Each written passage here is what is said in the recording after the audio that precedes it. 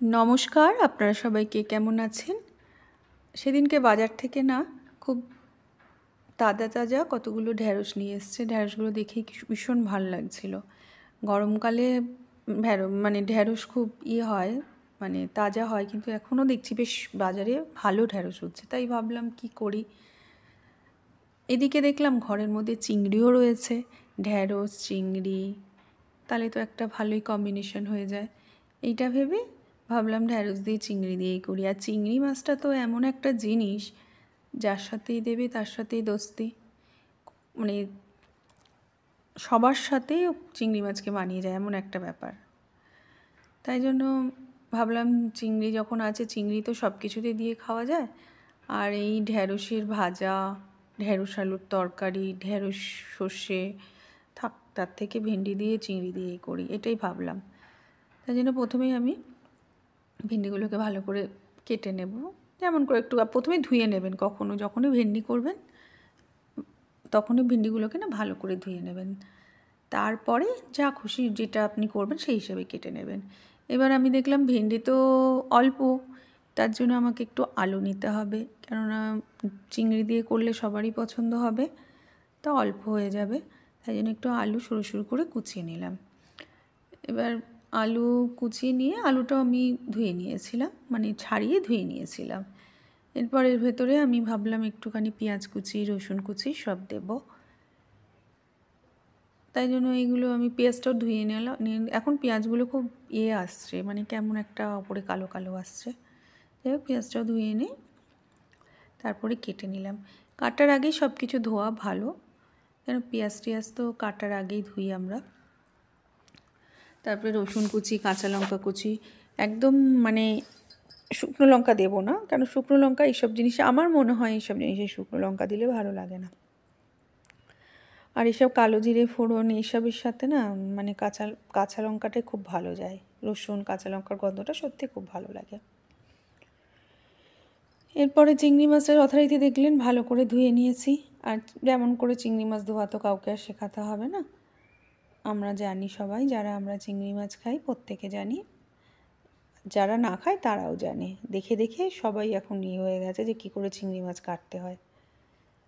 যদিও আমি বাজার থেকেই কেটে নিয়ে এসেছিলাম, কিন্তু বাজার থেকে কাটলেও হয় না, ওরা মাঝে মাঝে ভেতরে ওদেরও পক্ষে সম্ভব না, সেটা জানি, যে সব ওরকম কালো শিরদাঁড়াগুলো বের করা। ঘরে একটু দেখতেই হবে।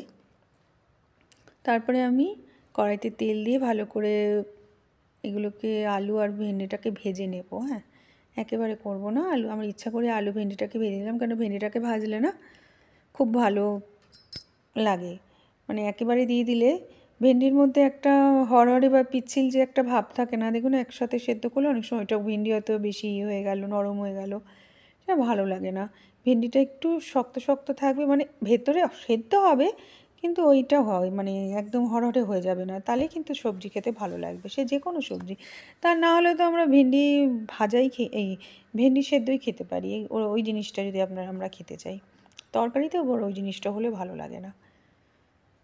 তারপরে ভেন্ডিটাকে তুলে আমি কড়াইতে আর একটু তেল নিয়ে নেবো। তেলটা কম হয়েছে, আমার মনে হয়েছে একটু তেল দিয়ে কালো জিরে ফোড়ন দিয়ে দেবো। কালো জিরে ফোড়ন দিয়ে পেঁয়াজ টিয়াজ রসুন যেগুলো আছে আমি সব ফোড়ন দিয়ে করবো, কাঁচা লঙ্কা সব দিয়ে দেবো।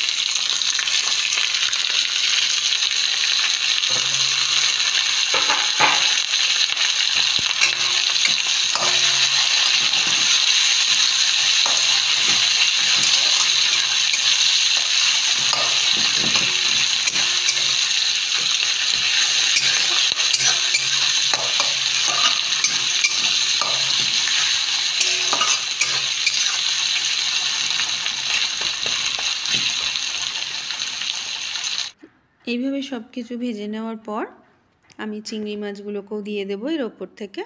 এবার চিংড়ি মাছগুলোকে দিয়ে হালকা করে ভেজে নেব। জানেন তো আপনারা যে চিংড়ি মাছ বেশি ভাজলে শক্ত হয়ে যায়, তাই চিংড়ি মাছটাকে হালকা করে ভেজে নিয়ে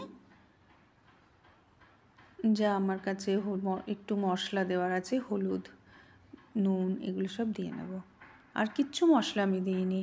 আপনারা চাইলে একটুখানি ধনে গুঁড়ো, জিরে গুঁড়োও দিতে পারেন, কিন্তু আমি দিইনি। আমি খালি ওই রসুন পেঁয়াজের একটা গন্ধ আর চিংড়ির গন্ধ হবে, তাতেই ভালো লাগবে, এটা ভেবেই করেছি। চিংড়িটাকে একটু ভেজে নিচ্ছি, কেন তাহলে কী হবে বলুন তো, চিংড়ির সুন্দর গন্ধটা তেলেও চলে যাবে। এরপরে আমার ভেজে রাখা আলু ভেন্ডিটা দিয়ে দেব।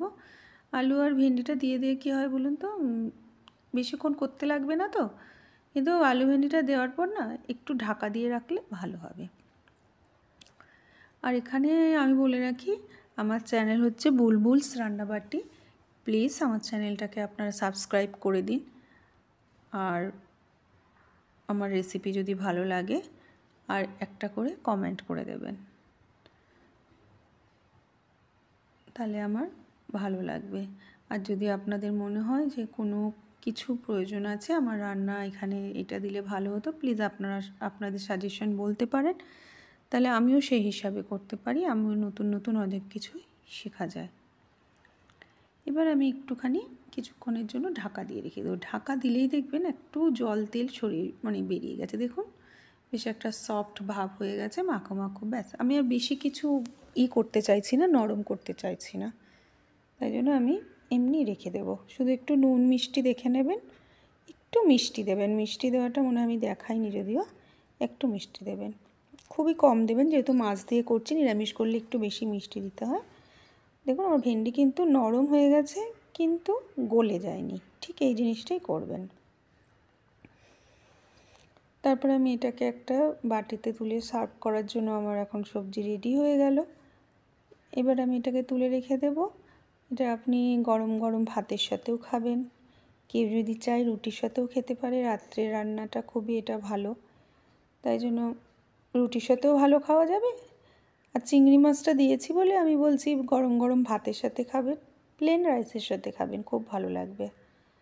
আর কেউ যদি পছন্দ করেন মুসুর ডাল দিয়ে মেখেও এটা মুখে দিয়ে ভাতের সাথে খেতে পারেন, ভালোই লাগবে খেতে। মানে চিংড়ি মাছ দিয়ে কোনো কিছুই তো আর খারাপ বলা যাবে না। আমার তো মনে হয় কেউ বিশ্বাসও করবে না। চিংড়ি এমন একটা জিনিস, যারা কিছু মাছ টাছ খায় না তারা কিন্তু চিংড়ি খায়। আমি অনেককেই এরকম দেখেছি, তারা কিন্তু কোনো মাছ খায় না, কিন্তু চিংড়িটাকে তারা মাছ ভাবে না, চিংড়ি কিন্তু তারা খায়। চিংড়ি আদৌ মাছ নয় এটা জানি আমরা, তবুও তো আমাদের ভেতরে আমরা ওসব মানি না, আমরা চিংড়িটাকে মাছের মধ্যেই ফেলি। যাই হোক, হয়ে গেছে আমার রান্না। চিংড়ি মানে বেশি হয়ে গেছিলো আমার মনে হচ্ছে সবজির থেকে। ভেন্ডিগুলো দেখুন বেশ সুন্দর রয়েছে, সবুজও রয়েছে। তাহলে চলুন চটজলদি আপনারাও সত্যি বানিয়ে নিন, খুব ভালো লাগবে। রাতের জন্য বানান, দিনের জন্য বানান, যখন খুশি বানিয়ে নিন। আজ তাহলে আসছি, টাটা।